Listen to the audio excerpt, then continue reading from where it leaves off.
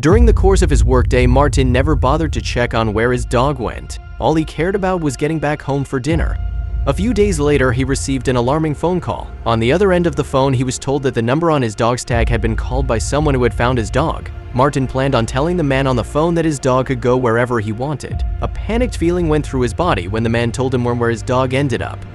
He immediately wondered why his loyal dog would want to travel that far away and how it was even possible.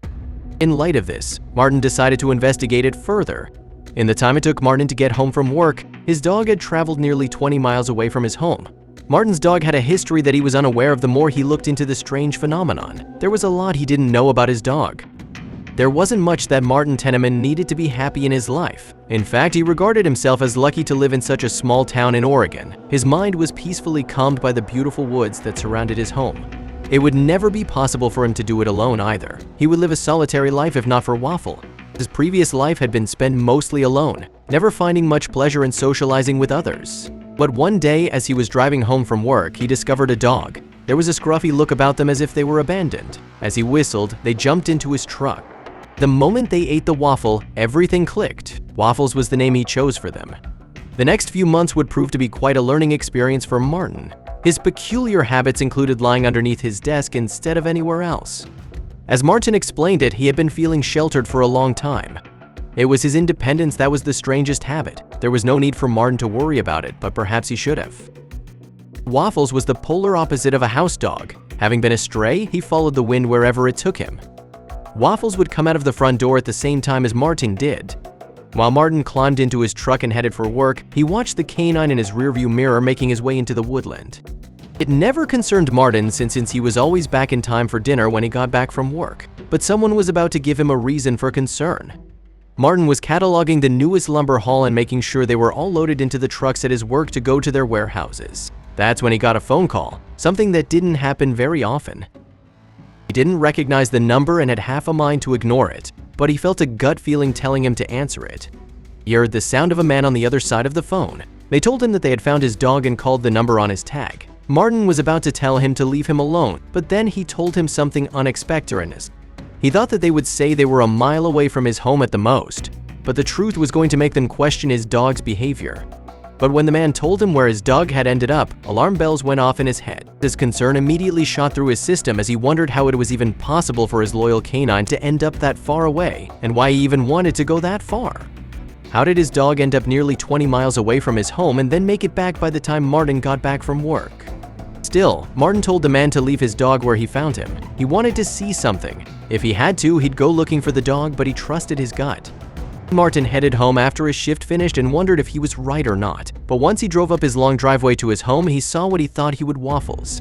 The dog had managed to make it home before he got there, despite being 20 miles away just a few hours prior. What was he doing so far away? How did he even manage such a feat? But the closer Martin looked into this strange phenomenon, the more he realized that his dog had a history that he wasn't aware of.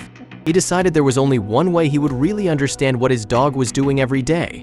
Martin decided to set up a small pet camera on his dog's collar. It was concealed well enough and wasn't heavy enough to cause any problems. This was the way he'd find out the truth. Waffles didn't seem to even notice the camera was hanging from his neck. This was exactly what Martin wanted. Now he'd just have to be patient and see what he got up to the next day.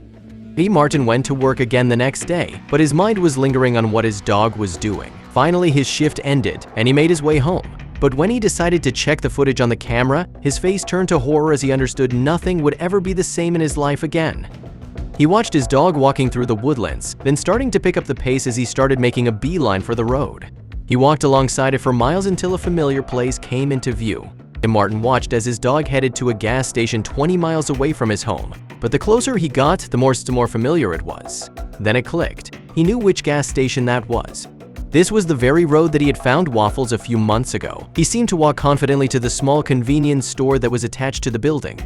Waffles waltzed into the gas station and started walking down the aisles. Martin felt like he was watching some kind of fictional movie. What was going on?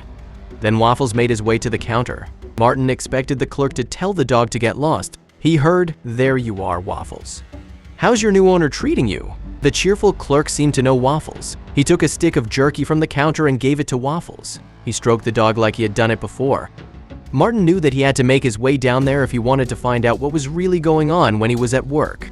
Martin drove 20 miles to the gas station from the GoPro. He knew the place relatively well and even got gas there a number of times over the years.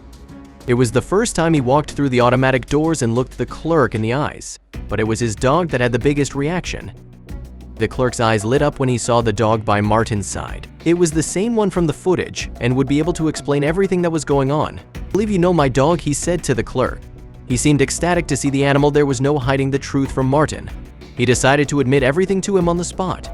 Waffles, or Scraps before you adopted him, has been coming here for years. He just arrived one day begging for food. I decided to give him something, and that was that.